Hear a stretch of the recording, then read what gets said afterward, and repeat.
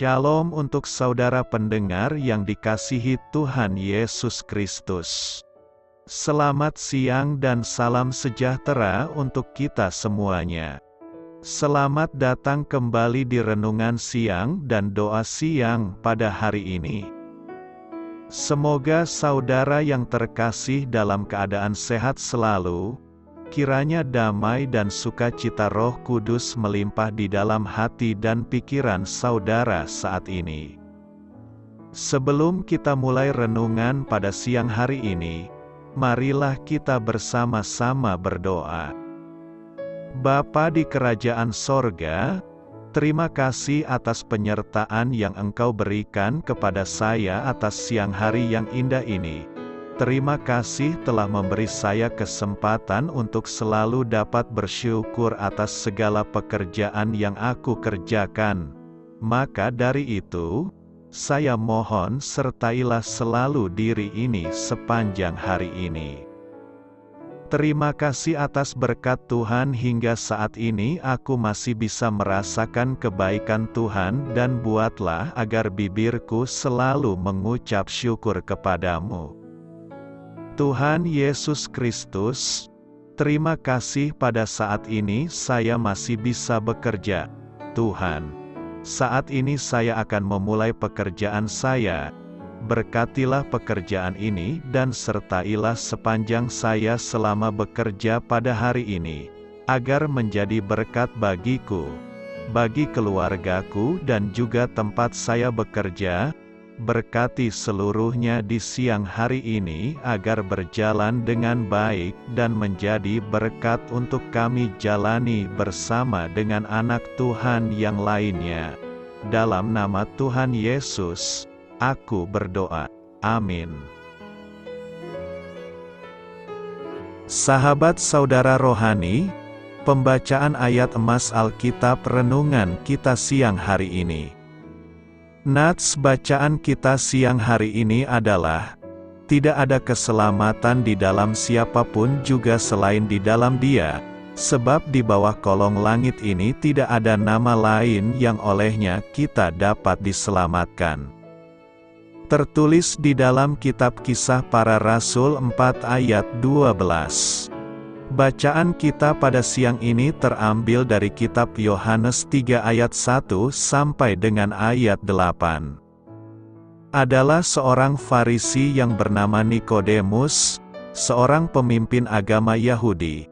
Ia datang pada waktu malam kepada Yesus dan berkata, "Rabi, kami tahu bahwa Engkau datang sebagai guru yang diutus Allah. Sebab tidak ada seorang pun yang dapat mengadakan tanda-tanda yang Engkau adakan itu, jika Allah tidak menyertainya." Yesus menjawab, katanya, "Aku berkata kepadamu, sesungguhnya jika seorang tidak dilahirkan kembali, ia tidak dapat melihat kerajaan Allah." Kata Nikodemus kepadanya, "Bagaimanakah mungkin seorang dilahirkan? Kalau ia sudah tua, dapatkah ia masuk kembali ke dalam rahim ibunya dan dilahirkan lagi?" Jawab Yesus, "Aku berkata kepadamu, sesungguhnya jika seorang tidak dilahirkan dari air dan roh, ia tidak dapat masuk ke dalam kerajaan Allah. Apa yang dilahirkan dari daging, adalah daging, dan apa yang dilahirkan dari roh, adalah roh. Janganlah engkau heran, karena aku berkata kepadamu, kamu harus dilahirkan kembali. Angin bertiup kemana ia mau, dan engkau mendengar bunyinya, tetapi engkau tidak tahu dari mana ia datang atau kemana ia pergi. Demikianlah halnya dengan tiap-tiap orang yang lahir dari roh." Ayat di atas terambil dari kitab Yohanes 3 ayat 1 sampai dengan ayat 8. Mari kita mulai renungan siang kita. Judul renungan kita hari ini adalah Langsung ke Surga. Kata bijak Alkitab hari ini adalah, jika Kristus diimani, keselamatan diterima dan surga pun diraih.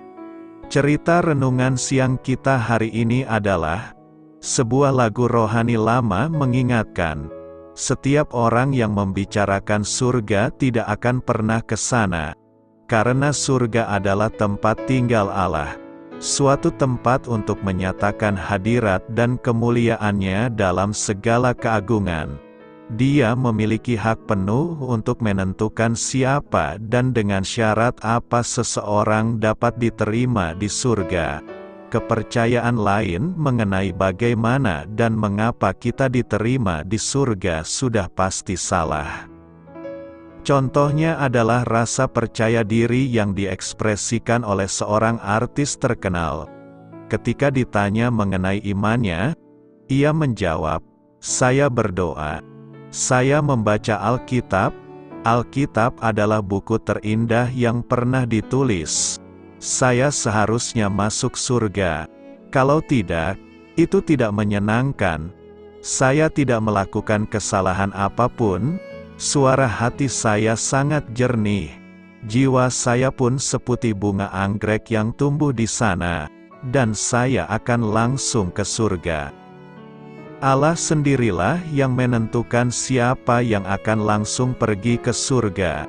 Dalam Alkitab, firman Allah yang kudus, Dia menyatakan bahwa hanya mereka yang percaya kepada Yesus Kristus sebagai juru selamat yang akan diterima. Rasul Paulus mengatakan, "Tidak ada keselamatan di dalam siapapun juga selain di dalam Dia.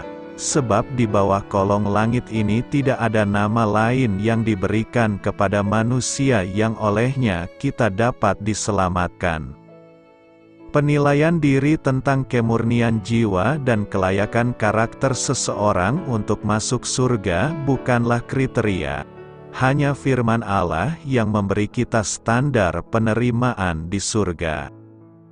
Keselamatan tidak ada dalam siapapun selain di dalam Yesus.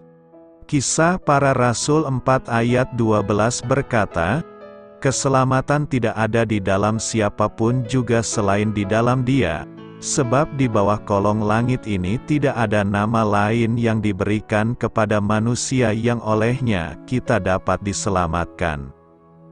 Nas hari ini bagian merupakan pernyataan yang dibuat oleh Petrus setelah menyembuhkan seorang lumpuh di pintu bait suci.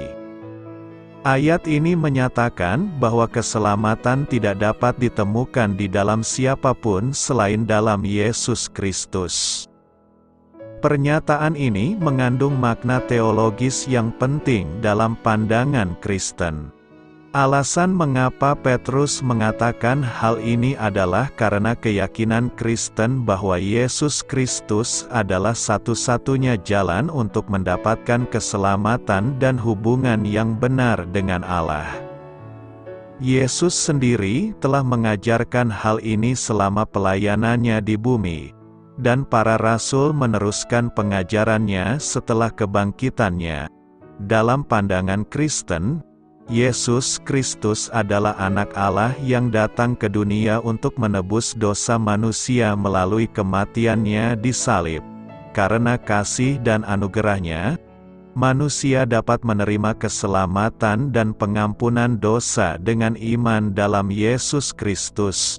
Tidak ada nama atau jalan lain yang dapat menyelamatkan manusia secara sempurna.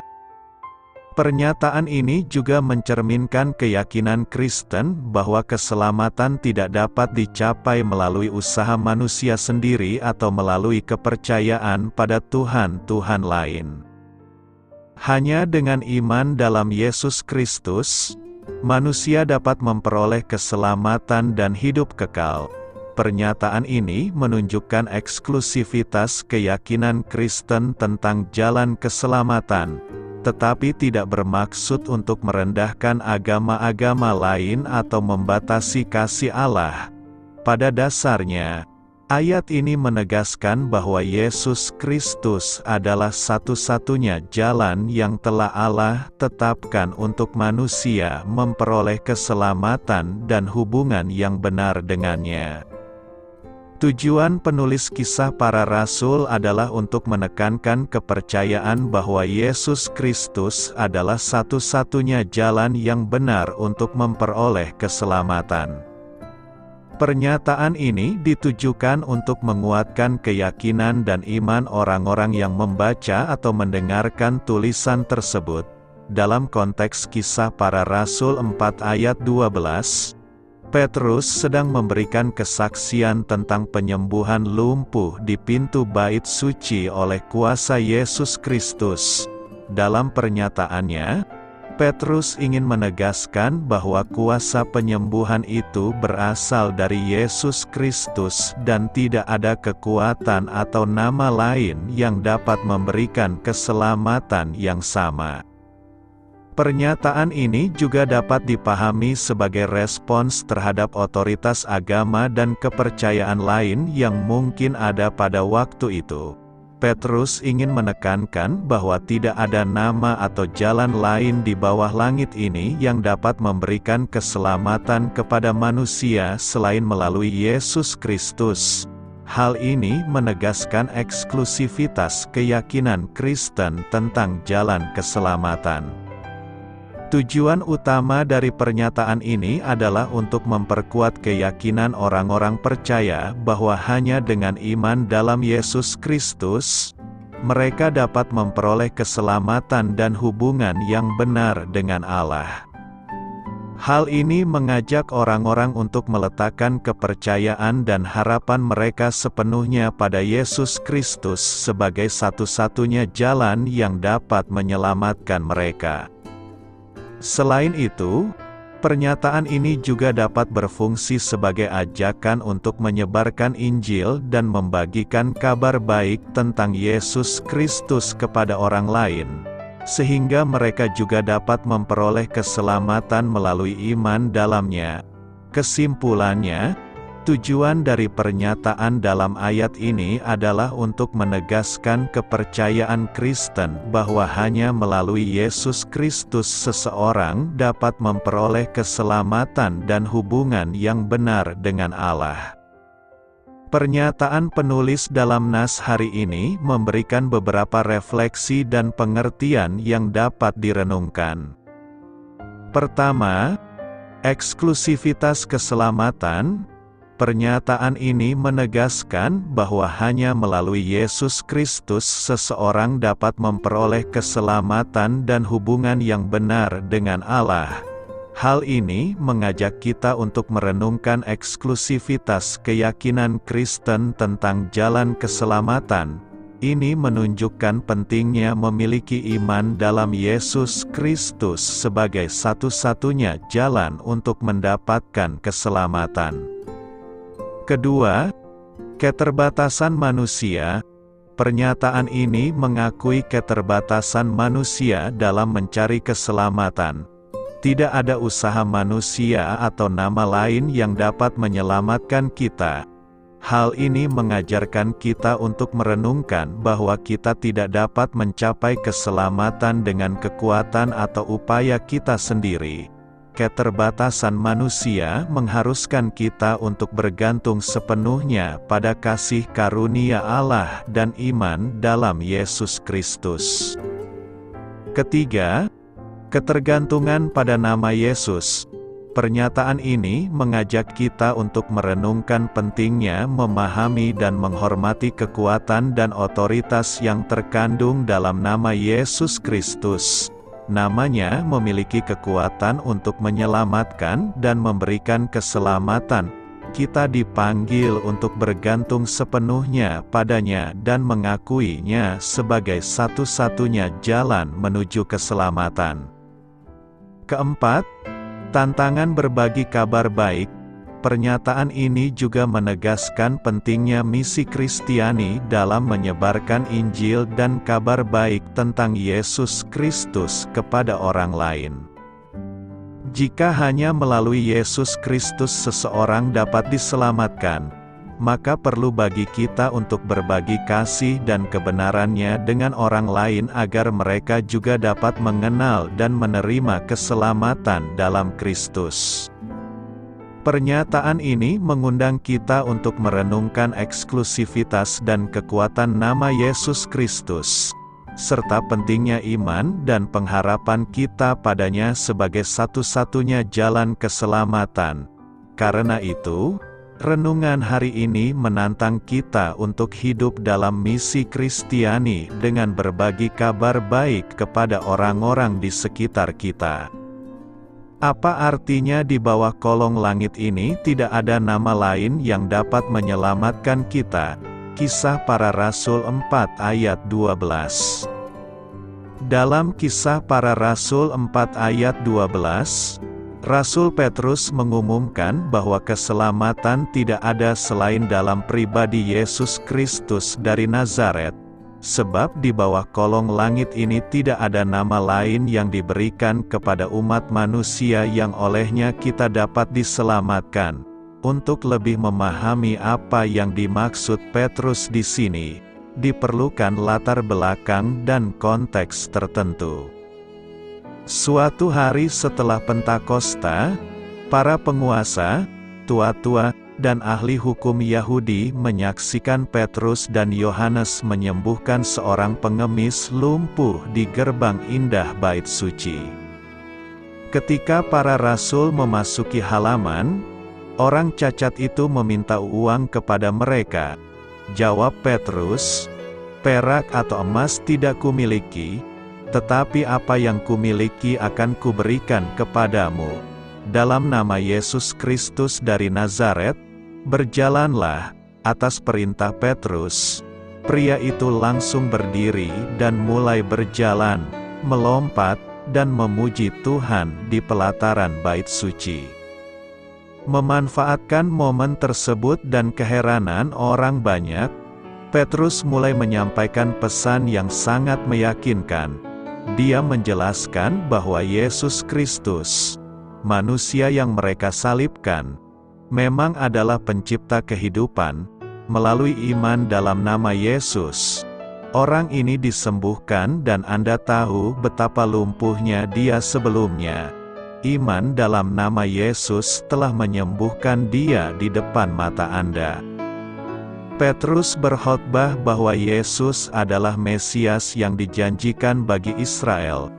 Dia memanggil orang-orang untuk bertobat dan percaya kepadanya. Banyak orang yang mendengar pesan itu pada hari itu diselamatkan. Namun para pemimpin Yahudi sangat terganggu dengan kejadian ini dan marah dengan ajaran para rasul, sehingga mereka menangkap Petrus dan Yohanes. Keesokan harinya, para pemuka agama menuntut untuk mengetahui bagaimana pengemis cacat itu disembuhkan. Mereka bertanya, "Dengan kuasa apa atau dengan nama apa kamu melakukan hal ini?"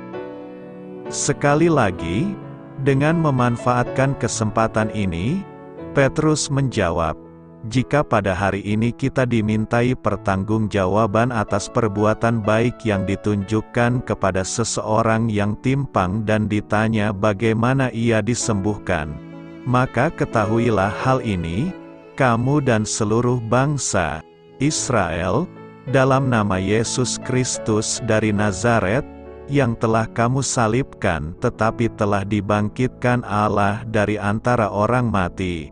Orang ini berdiri di hadapanmu untuk disembuhkan." Peter mengemas banyak hal dalam kata-katanya. Dia ingin semua orang tahu bahwa hanya melalui nama Yesus Kristus dari Nazaret, yang disalibkan oleh mereka namun bangkit dari kematian, dia dan Yohanes memiliki kuasa untuk menyembuhkan dan berkhotbah.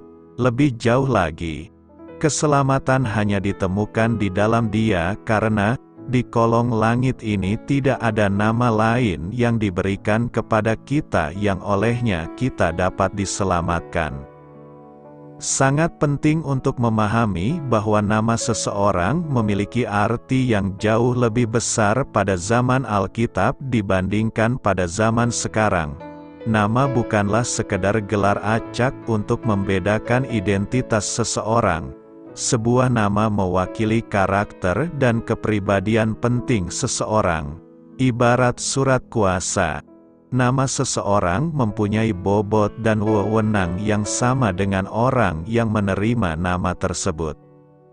Nama Yesus dan pribadi Yesus Kristus tidak dapat dipisahkan. Nama Yesus dan kuasa, otoritas, dan kepribadiannya adalah satu dan sama. Nama Yesus mewujudkan siapa Dia.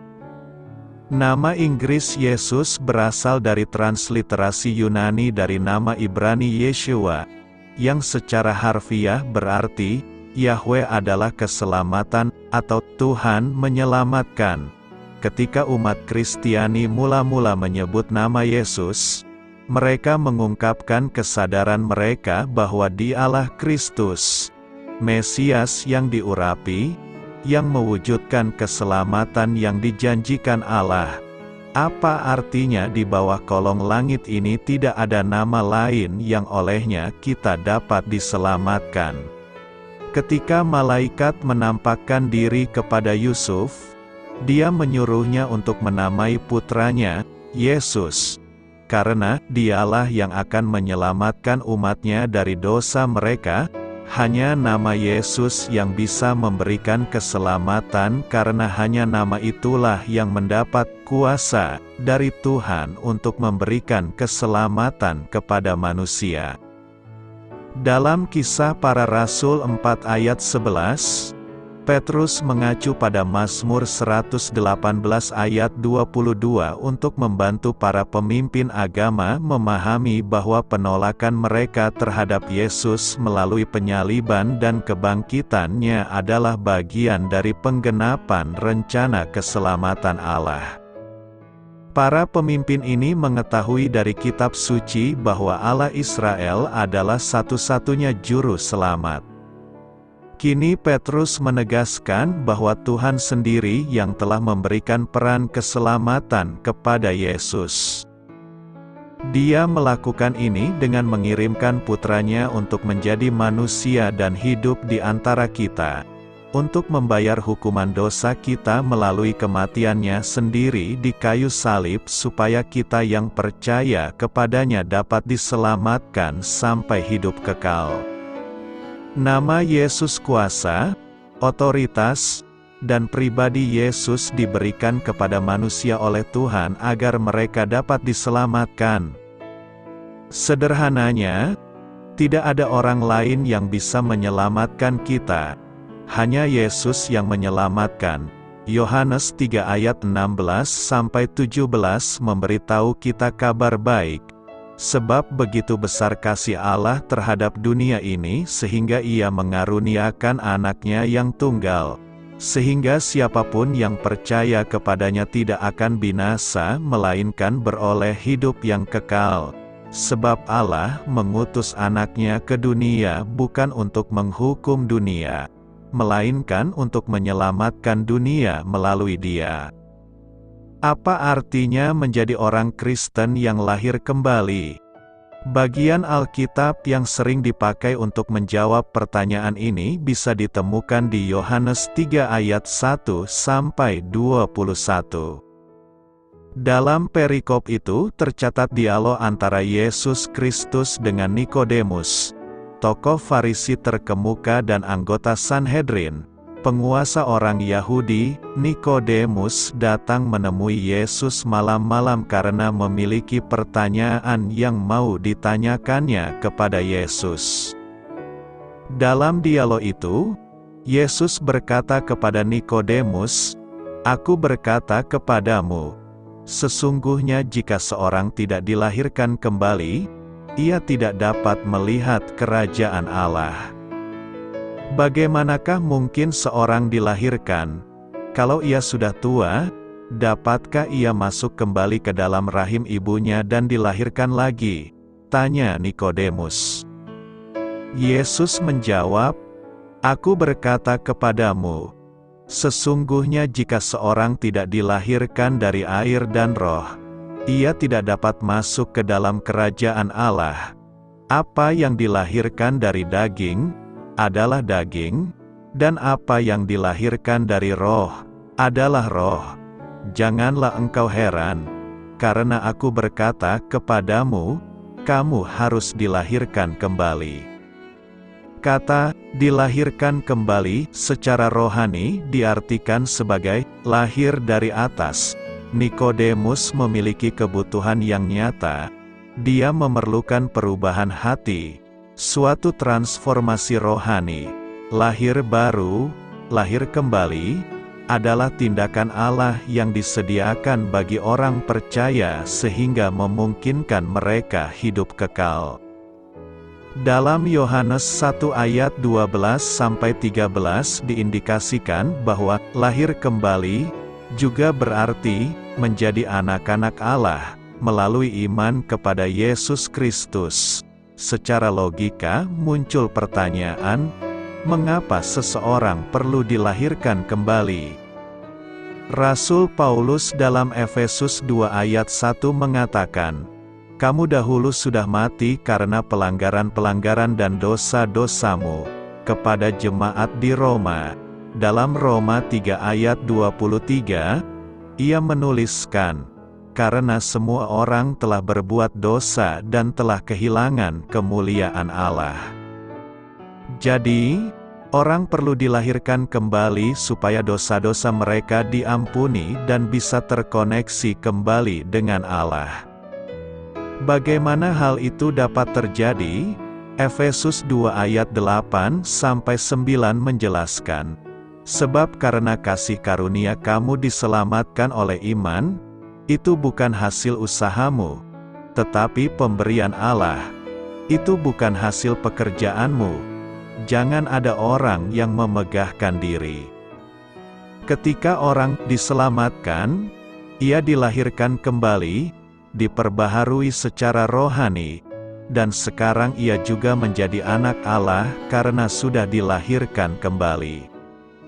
Percaya Yesus Kristus, bahwa Dia yang telah membayar hukuman dosa ketika Dia mati di kayu salib, adalah arti dari lahir kembali secara rohani. Dalam 2 Korintus 5 ayat 17a ditegaskan, "Jadi siapa yang ada di dalam Kristus, ia adalah ciptaan baru." Jika Anda belum pernah percaya kepada Yesus Kristus sebagai Juru Selamat, maukah Anda menerima gerakan Roh Kudus yang berbicara dalam hati Anda? Anda perlu dilahirkan kembali. Maukah Anda mengucapkan doa pertobatan dan menjadi ciptaan baru di dalam Kristus hari ini? Tetapi semua orang yang menerimanya diberinya kuasa supaya menjadi anak-anak Allah, yaitu mereka yang percaya dalam namanya. Orang-orang yang diperanakan bukan dari darah atau dari daging, bukan pula secara jasmani oleh keinginan seorang laki-laki, melainkan dari Allah. Tertulis di Yohanes 1 ayat 12. Jika Anda bersedia menerima Yesus Kristus sebagai Juru Selamat dan dilahirkan kembali, di sini ada sebuah contoh doa. Ingat, sekedar mengucapkan doa ini atau doa-doa lainnya tidak akan menyelamatkan Anda. Doa ini hanyalah sebuah cara untuk mengungkapkan iman Anda kepada Allah dan ungkapan terima kasih kepadanya atas keselamatan yang Dia telah sediakan untuk Anda. Hanya percaya kepada Kristus yang dapat menyelamatkan Anda dari kebinasaan.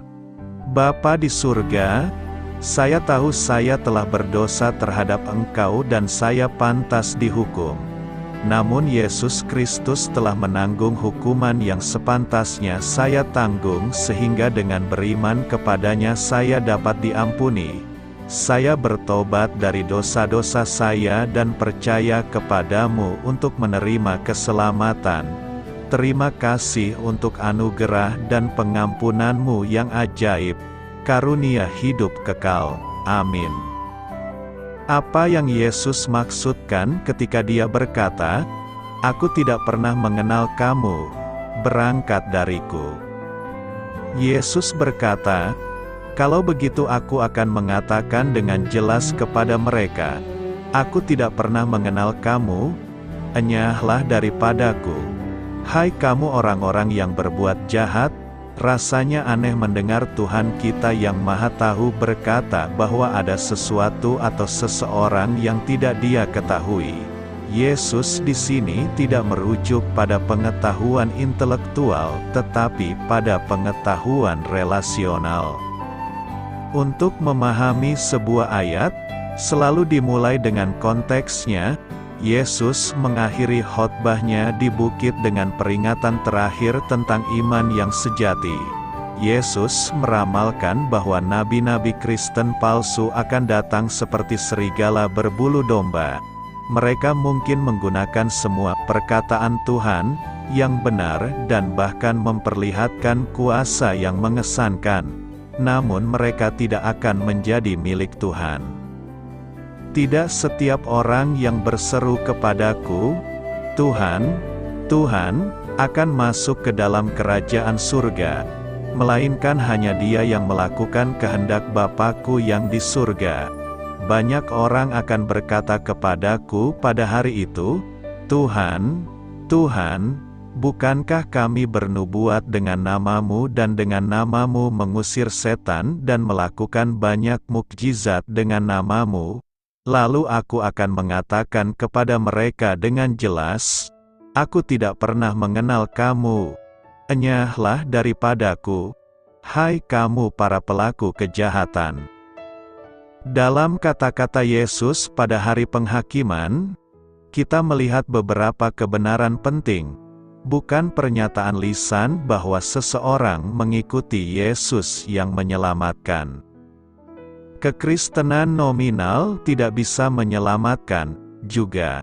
Ini bukanlah demonstrasi wawasan rohani atau kuasa yang menyelamatkan. Seseorang mungkin tampak seperti orang Kristen di mata orang lain, namun tetap menjadi pelaku kejahatan di mata Tuhan dan dijauhkan dari hadirat-Nya. Hanya mereka yang melakukan kehendak Bapa dan mengenal Tuhan yang akan masuk surga. Lalu, apa kehendak Bapa? Beberapa pria pernah datang kepada Yesus dengan pertanyaan tentang apa yang Allah tuntut dari mereka. Mereka bertanya kepadanya, apakah yang harus kami lakukan untuk melakukan pekerjaan yang Allah tuntut? Yesus menjawab, pekerjaan Allah adalah ini, percaya kepada Dia yang diutusnya. Allah ingin kita beriman kepada Anak-Nya. Inilah perintahnya, percaya kepada nama Anak-Nya, Yesus Kristus. Mereka yang dilahirkan kembali karena iman kepada Kristus akan menghasilkan perbuatan baik untuk kemuliaan Allah. Ketika Yesus berkata, Aku tidak pernah mengenal kamu, kepada murid-murid yang berpura-pura, yang Dia maksudkan adalah Dia tidak pernah mengakui mereka sebagai murid sejati atau sahabat-sahabatnya. Dia tidak pernah memiliki kesamaan atau menyetujui mereka. Mereka bukan sanak keluarganya. Kristus tidak berdiam di dalam hati mereka, dan pikirannya pun tidak ada di dalam mereka. Dalam semua hal ini dan lebih banyak lagi, Yesus tidak pernah mengenal mereka. Perhatikan bahwa Yesus tidak memutuskan hubungan di sini, tidak pernah ada hubungan yang terputus. Meskipun kata-kata mereka terdengar muluk-muluk dan semangat keagamaan mereka terlihat mencolok, mereka tidak memiliki keintiman dengan Kristus. Jadi ternyata yang penting bukanlah kita mengenal Tuhan pada tingkat tertentu, tapi Tuhan mengenal kita. Seperti yang Paulus jelaskan, barang siapa mengasihi Allah, ia dikenal oleh Allah, Tuhan, menggembalakan kawanan dombanya seperti seorang gembala, dan Dia mengetahui siapa domba-dombanya.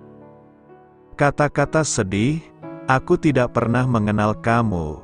Enyahlah daripadaku, kamu yang melakukan kejahatan. Dalam Matius 7 ayat 23 menunjukkan bahwa Yesus memang Maha Tahu. Dia tidak mengenal mereka seperti yang Dia ketahui jika mereka adalah pengikutnya. Namun Dia mengetahui hati mereka penuh dengan kejahatan. Kutukan Yesaya terhadap kemunafikan sangat cocok dengan kelompok ini. Bangsa ini datang mendekati aku dengan mulutnya dan memuliakan aku dengan bibirnya, padahal hatinya jauh daripadaku. Para pelaku kejahatan yang Yesus tidak kenal adalah orang Kristen palsu, guru palsu, dan penganut agama palsu. Mereka yang disuruh menjauh dari hadirat Tuhan tidak akan mengambil bagian dalam nikmat kerajaan. Di luar ada anjing-anjing, orang-orang yang mengamalkan ilmu gaib, orang-orang yang tidak bermoral, para pembunuh, para penyembah berhala dan setiap orang yang mencintai dan melakukan kebatilan. Mereka akan dilemparkan ke dalam kegelapan, di mana akan ada tangisan dan kertakan gigi. Orang-orang Kristen palsu yang menurut Yesus tidak pernah Ia kenal tidak akan menghasilkan buah roh. Sebaliknya, mereka akan menghasilkan hal yang sebaliknya, yaitu perbuatan daging.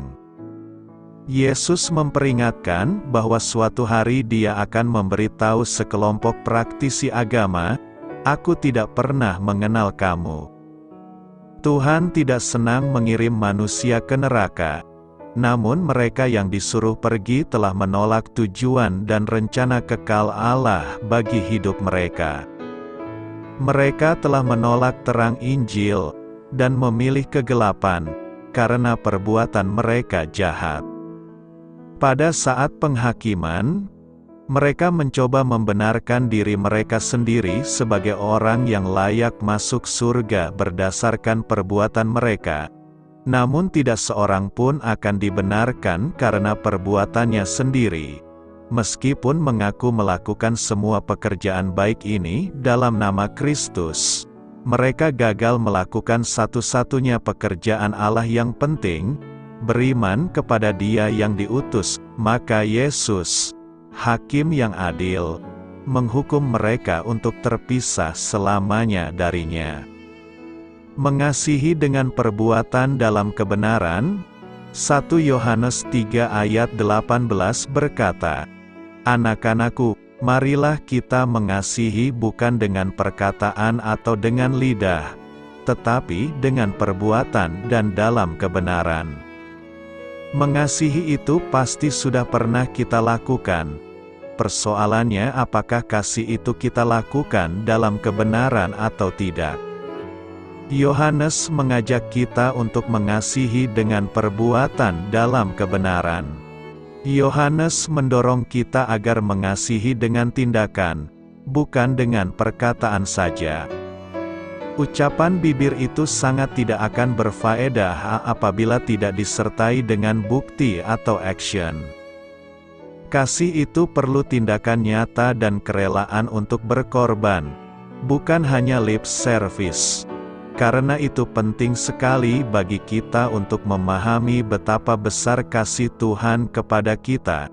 Rasul Paulus pun berdoa, supaya kamu bersama-sama dengan segala orang kudus dapat memahami betapa lebarnya dan panjangnya dan tingginya dan dalamnya kasih Kristus, dan dapat mengenal kasih itu, sekalipun ia melampaui segala pengetahuan. Mengapa kita harus mengasihi dengan tindakan? Karena Bapa mengasihi kita juga melalui tindakan nyata, yaitu mengaruniakan anaknya yang tunggal, supaya setiap orang yang percaya kepadanya tidak binasa, melainkan beroleh hidup yang kekal. Bapa mengasihi kita dengan mengutus anaknya sebagai pendamaian bagi dosa-dosa kita. Saudara-saudaraku yang kekasih, jikalau Allah sedemikian mengasihi kita, maka haruslah kita juga saling mengasihi. Maksudnya adalah mengasihi dengan melakukan sebuah perbuatan yang bersumber dari kebenaran Allah. Sebab zaman ini banyak orang mengasihi dengan perbuatan yang tidak benar. Misalkan membenarkan sebuah perkara yang jelas-jelas salah hanya karena orang yang dikasihi itu adalah kerabat atau sahabat terdekat. Pertanyaannya ialah bagaimana caranya mengasihi dengan perbuatan dan dalam kebenaran dimaksud. Tentu banyak caranya. Namun menurut surat 1 Yohanes ini mengasihi sesama dengan perbuatan dan dalam kebenaran berarti rela berkorban bagi sesama. Sama seperti Yesus telah menyerahkan nyawanya untuk manusia. Dalam kaitan dengan pengorbanan ini Yohanes tidak meminta kita untuk harus selalu menyerahkan nyawa bagi sesama seperti yang dilakukan oleh Yesus. Pengorbanan seperti itu memang kadang-kadang terjadi. Namun inti dari pesan tulisan Yohanes tentang mengasihi atau pengorbanan ini adalah kesediaan untuk menyerahkan apa yang mempunyai nilai bagi kehidupan kita sendiri, untuk memperkaya orang lain. Pengorbanan seperti ini sangat penting. Sebab di sekitar kita masih banyak orang yang hidup dalam kekurangan atau kemiskinan, hidup dalam berbagai keterbatasan, hidup dalam penderitaan. Benar bahwa Presiden Jokowi sudah datang ke Nias, malah tidur satu malam di daerah kita. Namun hal itu tidak otomatis mengakhiri semua penderitaan, kekurangan, atau kemiskinan masyarakat kita. Oleh sebab itu, harus ada upaya untuk menolong mereka, menunjukkan kepekaan dan kepedulian kita terhadap sesama, tentu sesuai dengan kemampuan kita masing-masing. Mengasihi sesama dengan menolong orang-orang yang memang membutuhkan uluran tangan kita, tentu membutuhkan kerelaan untuk berkorban, yaitu kesediaan untuk menyerahkan apa yang mempunyai nilai bagi kehidupan kita sendiri, untuk memperkaya orang lain. Tentu ini cukup berat atau sulit. Menolong orang lain sebagai wujud kepekaan dan kepedulian kita kepada mereka mungkin sudah biasa kita lakukan, apalagi dalam tradisi atau budaya kekeluargaan kita. Setiap saat pun kita menolong sesama, terutama bantuan sosial kalau ada peristiwa duka cita misalnya. Pertolongan yang biasa kita lakukan ini patut dihargai. Namun menurut surat 1 Yohanes ini pertolongan atau kepedulian kita seharusnya jauh melebihi kebiasaan kita selama ini. Teks ini menuntut kita untuk melakukan hal yang lebih hebat lagi, yaitu memberikan yang terbaik yang kita miliki atau yang selama ini berharga bagi kita demi menolong orang lain. Ini bukan masalah, tetapi perihal yang terbaik atau yang berharga yang kita miliki selama ini. Bentuknya bisa barang, jasa, atau apapun yang berharga yang kita miliki, dan sekarang kita memberikan itu untuk menolong sesama kita. Kasih seperti inilah yang dimaksud oleh Yohanes, kasih yang terungkap lewat perkataan atau lidah dan terwujud dalam bentuk kepedulian atau pertolongan kepada sesama yang membutuhkan. Dengan perbuatan kasih itu, menurut Yohanes, maka kita dapat memastikan bahwa kita adalah pengikut Kristus yang hidup dalam kebenaran Allah. Dan kebenaran itulah yang memberi harapan bagi kita bahwa Allah sendiri sangat memahami keberdosaan kita yang karena dosa itu hati kita menuduh kita dan berkenan mengampuni dosa-dosa kita. Artinya, pengorbanan yang kita lakukan didasarkan atas pengorbanan Kristus dalam kehidupan kita. Dan pengorbanan itu kemudian sangat menolong diri kita sendiri untuk menjadi tenang menjalani kehidupan. Bahkan tenang datang kepada Tuhan Allah kita. Karena itu, buktikanlah kasih kita dengan perbuatan kita yang benar di hadapan Tuhan. Selamat berkarya untuk Tuhan, selamat memulai karya dalam minggu ini untuk Tuhan. Doa saya menyertai saudara sekalian, Saya memberkati Anda agar sewaktu Anda mencarinya dari Dia, Bapa Surgawi Anda akan memberikan bagi Anda roti harian Anda. Dalam nama Yesus Kristus, Tuhan yang berkuasa atas alam semesta dan menuntun kita kepada iman yang menyelamatkan, Tuhan Yesus menyertai senantiasa. Tuhan memberkati. Amin.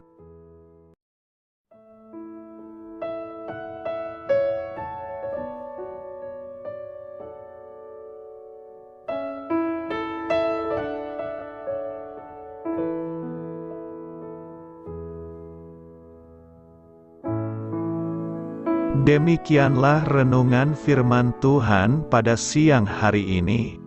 Semoga menjadi kekuatan di dalam hidup kita dan menjadikan kita pribadi yang lebih sukses. Sebelum kita memulai aktivitas hari ini, marilah kita berdoa. Bapa kami yang ada di sorga, terima kasih atas kasih dan kebaikan Tuhan yang begitu besar buat kami.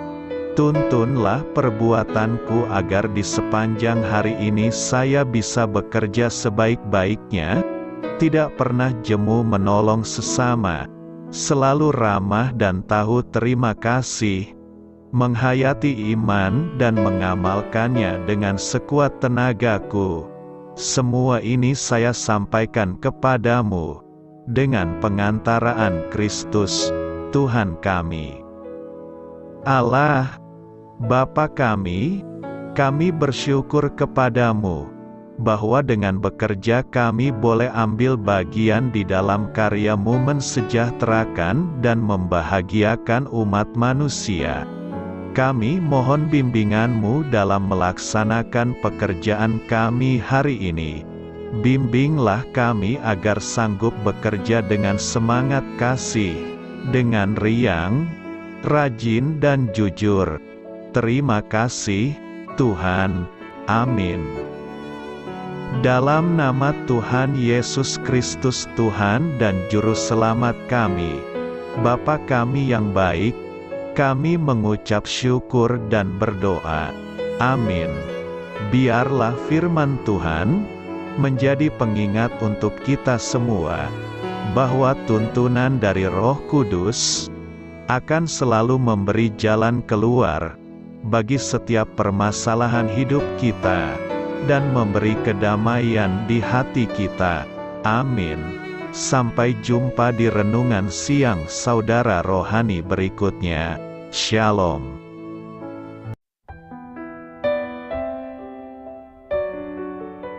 Halo untuk semua pendengar saudara rohani yang terkasih di dalam nama Tuhan Yesus Kristus dimanapun berada.